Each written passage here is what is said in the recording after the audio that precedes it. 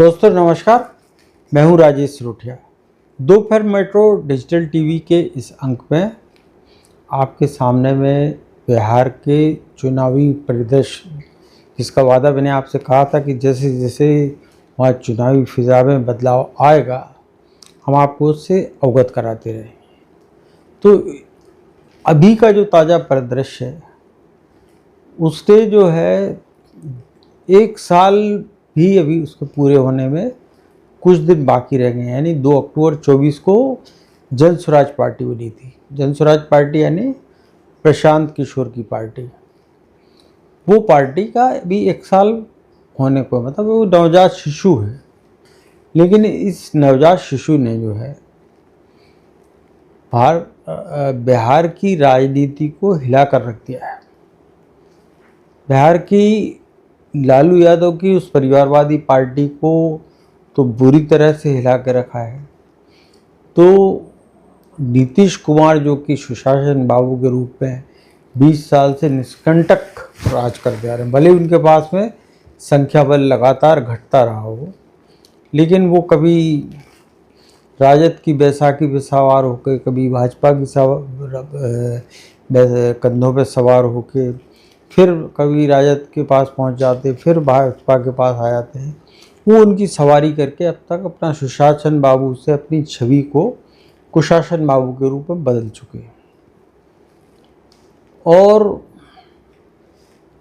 इस सब का जो दोनों ही जो प्रमुख दल हैं, जो कि पिछले 30-40 सालों से कभी लालू कभी नीतीश, ये कि अब 15 साल तक लालू और उनका परिवार, फिर नीतीश, फिर बीच में एक फेज आया कि लालू परिवार की एंट्री हो गई, फिर नीतीश के जरिए, फिर वो नीतीश अलग हो गए, फिर भाजपा आ गई। तो कुल मिलाकर नीतीश बाबू और लालू परिवार, इनके बीच में बिहार की राजनीति डोलती रही और विकल्पहीनता के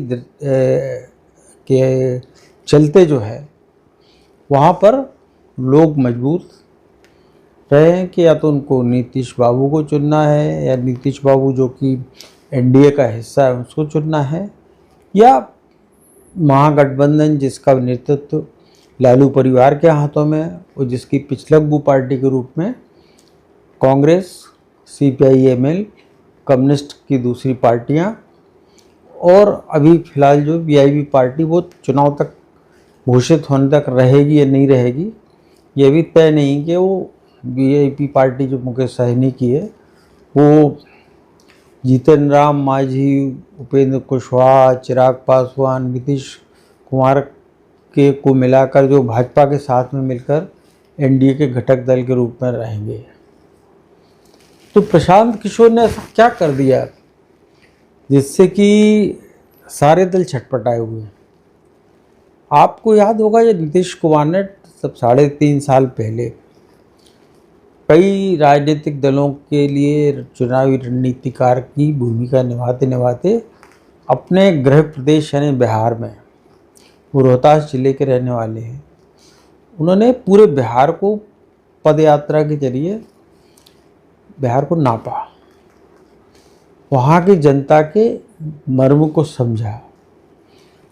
चूँकि 50 के आसपास वो पहुँच चुके हैं, उनकी उम्र जो है, तो जाहिर सी तौर पर अगर 20 साल से अगर उनमें एक रणनीतिकार की अगर वो भूमिका निभा चुके हैं, तो ये मानना पड़ेगा कि उनकी जो IQ लेवल है, इंटेलिजेंसी क्वेश्चंट है, या उनका जो इमोशनल क्वेश्चंट है, EQ, वो कुछ तो रहा होगा जो उनको 20 साल से, पिछले 30 साल से बिहार का, जो कि 90 ना माने लालू का जब आगमन हुआ 95 से, तो उन्होंने इस चीज़ को जागृत अवस्था में खुद अपनी आंखों से देखा, समझा है।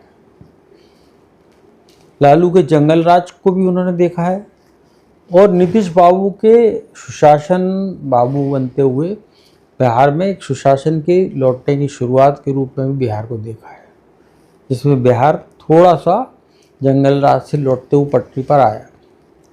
लेकिन बीते 5 सालों में नीतीश कुमार पहले लालू के साथ लड़े, फिर अलग होकर भाजपा में आ गए, फिर भाजपा के साथ लड़े, फिर नीतीश के साथ लालू के साथ हो गए, फिर जो है फिर बाद में फिर बीजेपी के पाले में आ गए। तो वो सुशासन बाबू मिस्टर पलटू राम भी कहलाने लगे।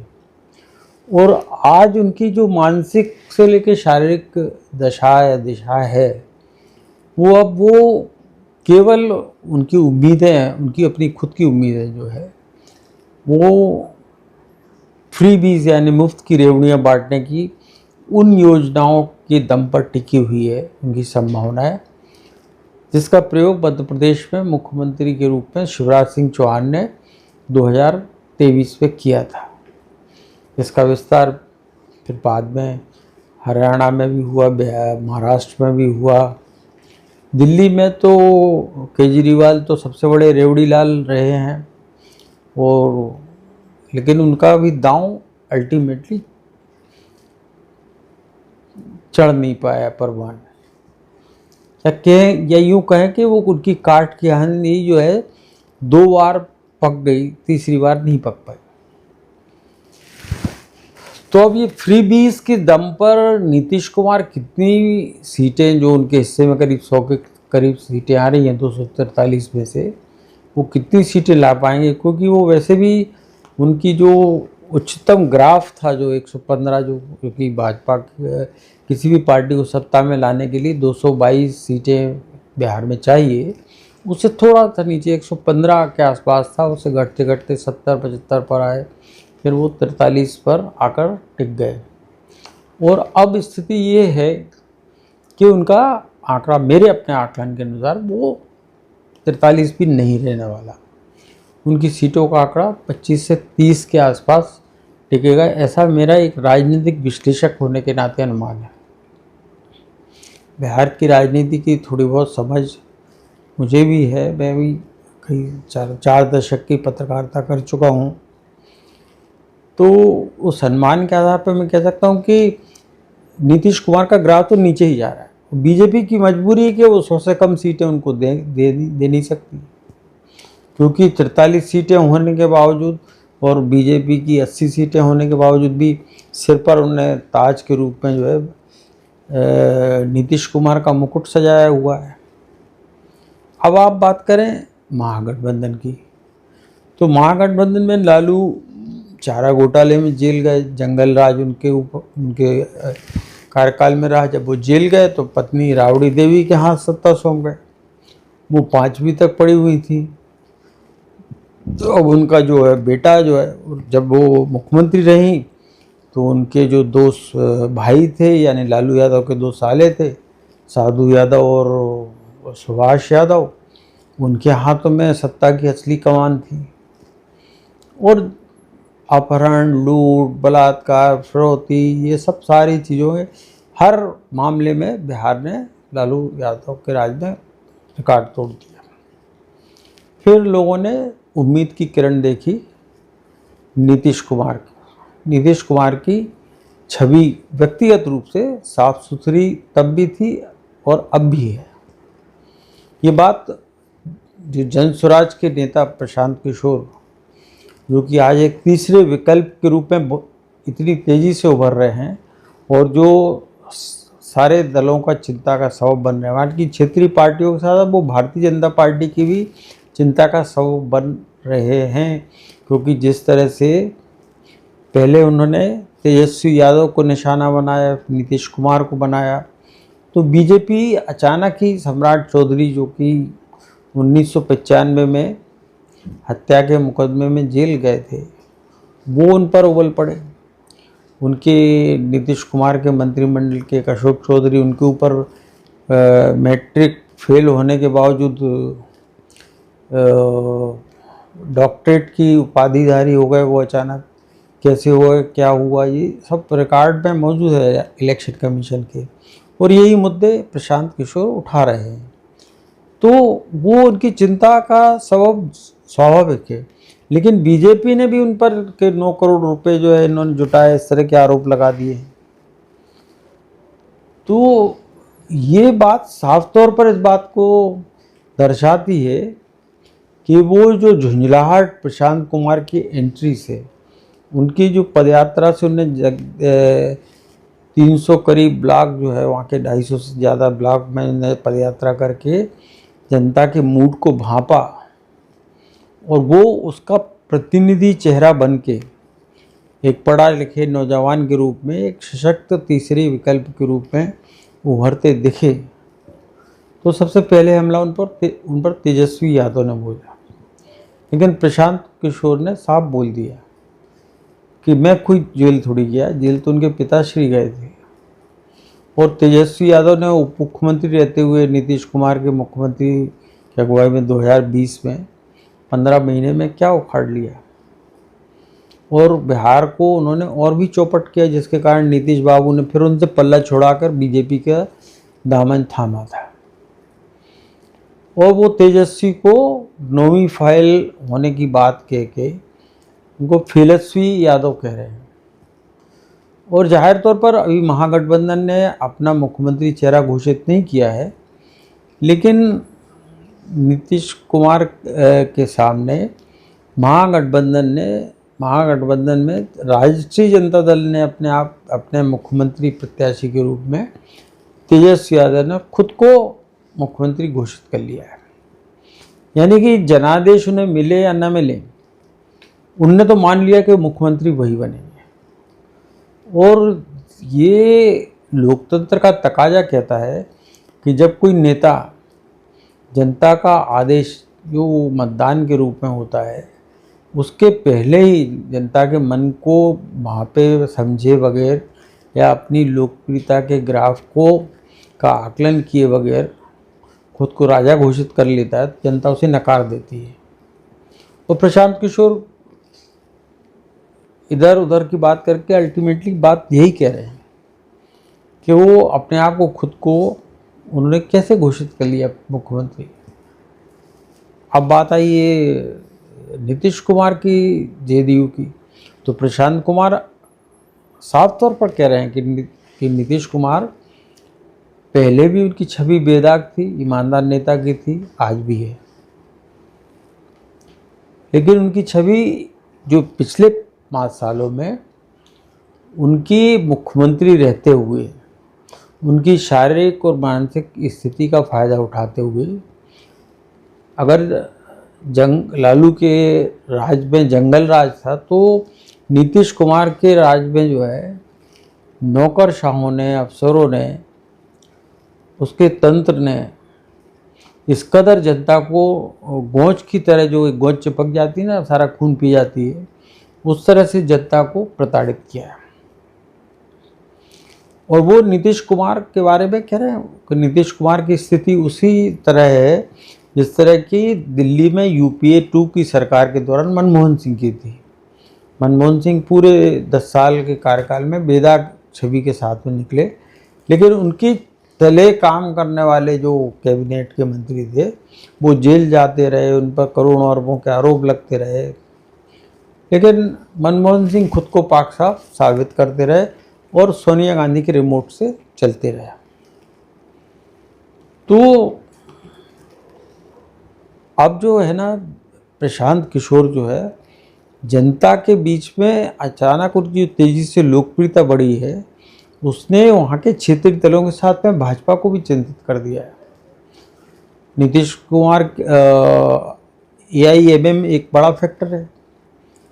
असदुद्दीन ओवैसी ने सभी 243 सीटों पर अपने उम्मीदवार उतारने का ऐलान कर दिया है।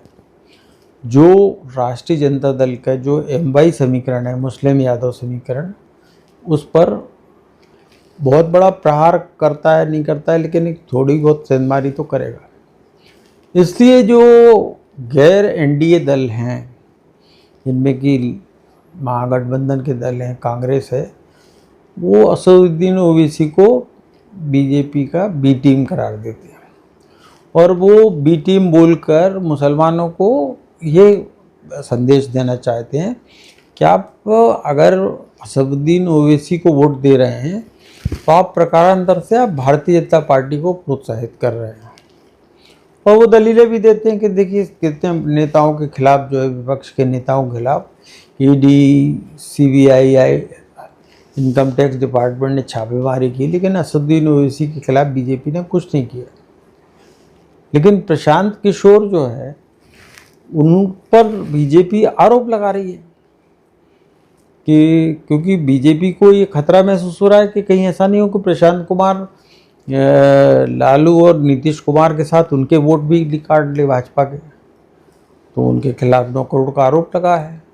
और प्रशांत किशोर ने इसको चुनौती के रूप में स्वीकार करते हुए कहा है कि एक बात साफ है, ओबीसी से अलग, ओबीसी को लोग भी इसलिए मानते हैं कि वो मुसलमान वोट काटते हैं, इसका प्रकारांतर से भाजपा को फायदा मिलता है। लेकिन प्रशांत किशोर की जन स्वराज पार्टी तो भाजपा के भी वोट काट रही, जो उसकी खींच जो निकल रही है।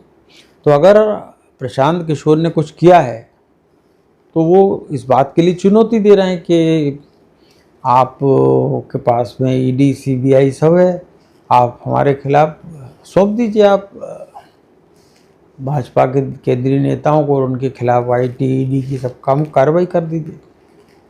लेकिन बीजेपी ऐसा नहीं कर पा रही है, ना करना चाहती है, क्योंकि बीजेपी को भी ये बात पता है कि नीतीश कुमार मुख्यमंत्री के रूप में अपनी अंतिम पारी खेल रहे हैं।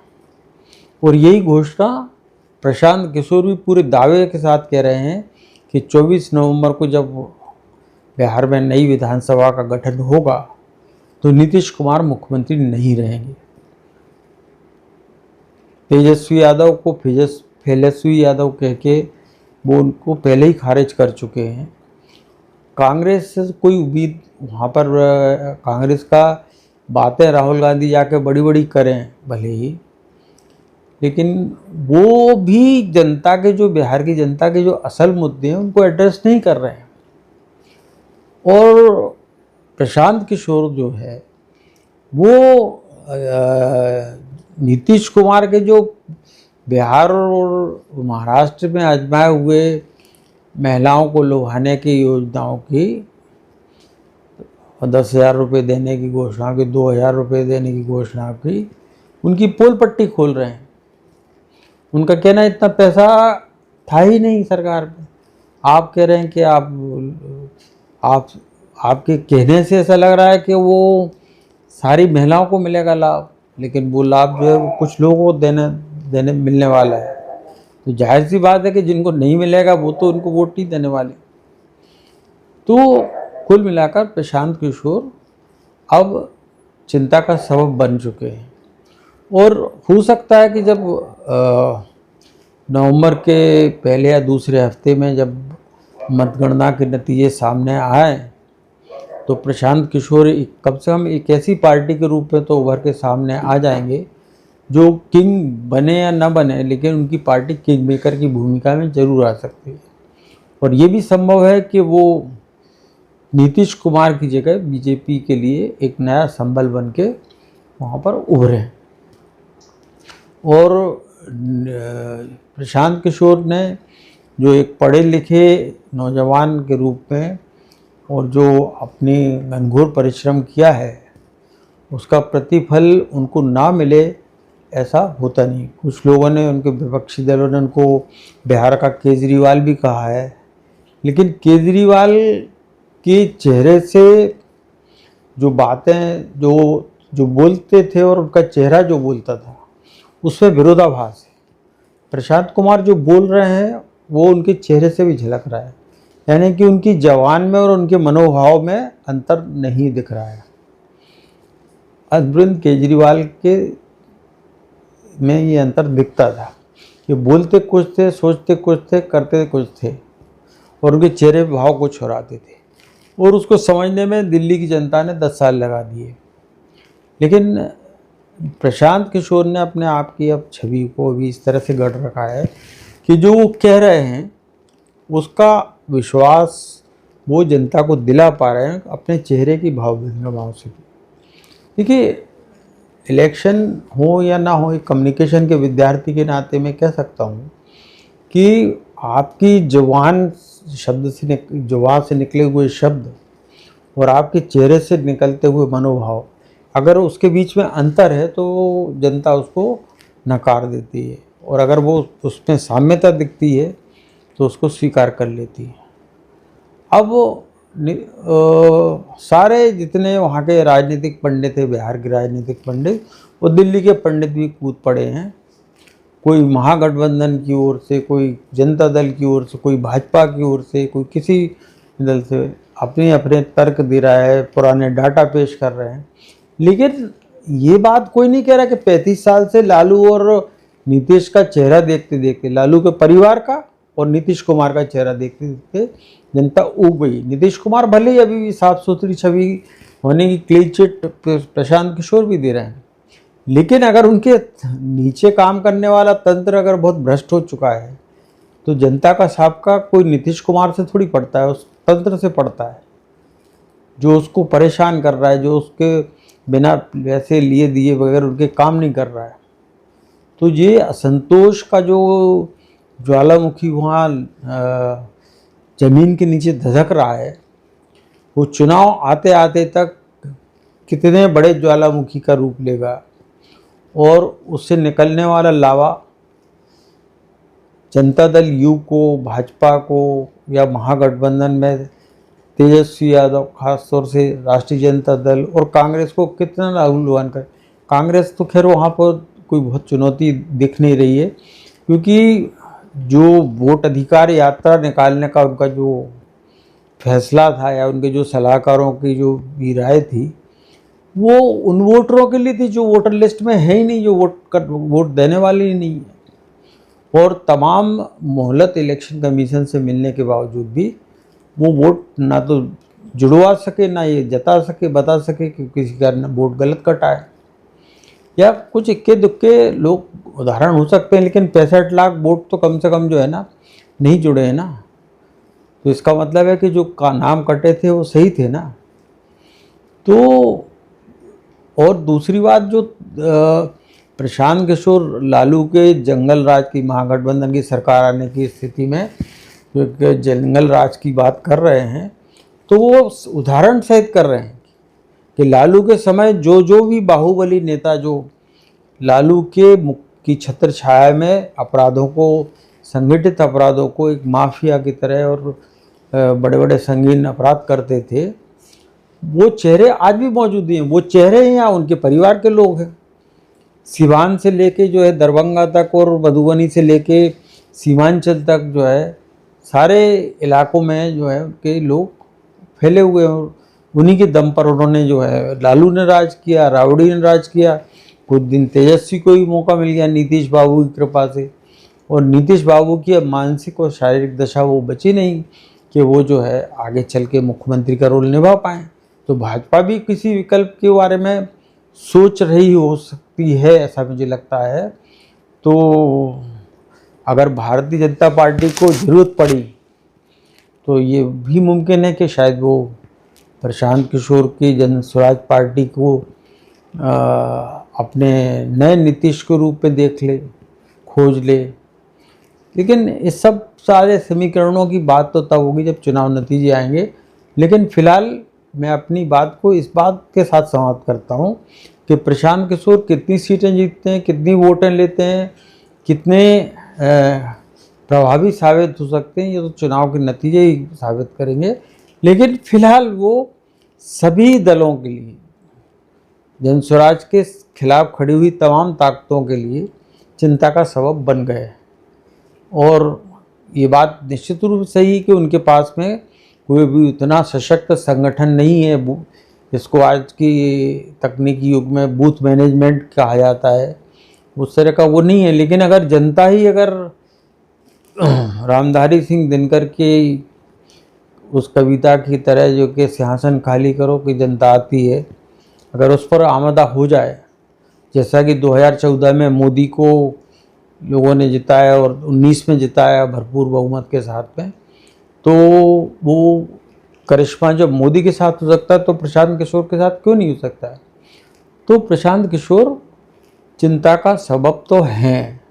बाकी चुनाव के नतीजे आने के बाद क्या समीकरण बनेंगे वो उसकी बात मतगणना होने के बाद की जाएगी। फिलहाल चुनाव की प्रक्रिया, अभी चुनाव का ऐलान घोषित हो, तारीखों का ऐलान घोषित होना बाकी है। प्रत्याशी कौन कितने लड़ेंगे ये घोषित कर चुके हैं, लेकिन प्रत्याशी कौन होंगे ये घोषित नहीं हुए हैं। बीजेपी कितने सीट काटेगी, नीतीश कितने लोगों को दोहराएंगे, कितने नए लोगों को आजमाएंगे। महागठबंधन का में राजद के तो जो है अपने प्रत्याशी तय हैं, जो लालू और रावड़ी परिवार के साथ की परंपरा के साथ चलते आ रहे हैं। बस ये जरूर है कि उनके यहाँ जब रावड़ी के समय सुभाष यादव और साधु यादव थे, अब तेजस्वी यादव हैं। तेज प्रताप उनके भाई पार्टी से बाहर हैं, लेकिन कुल मिला के लालू परिवार के तो 2 ही प्रतिनिधि वो हैं, वो या उनकी बेटियां हैं। तो एक परिवार की परंपरा की पार्टी है और एक क्षेत्रीय दल के रूप में जिसको एक सुशासन की उम्मीद के रूप में देखा था, जो कि अब कुशासन का रूप ले चुकी है, और उसके फेर में लोग एक तीसरे विकल्प की तलाश में वहाँ हैं। तो अगर क्षेत्रीय दलों के अगर को नुकसान होता है और जनस्वराज को फायदा होता है तीसरे विकल्प के रूप में खड़े होने का, तो ये बिहार की राजनीति में जयप्रकाश नारायण के आंदोलन के बाद की एक बड़ी नहीं तो छोटी मोटी क्रांति जरूर मानी जाएगी। बस इसी नोट के साथ में मैं अपनी बात को यहाँ पूरी करता हूँ। आगे के डेवलपमेंट के साथ में आपके सामने हम फिर हाजिर होंगे, और तब तक के लिए आप इसका करना पड़ेगा इसका इंतज़ार। आपको वीडियो अच्छा लगा हो तो इसे लाइक करें, शेयर करें, सब्सक्राइब करें और हमसे जुड़े रहें। धन्यवाद, नमस्कार।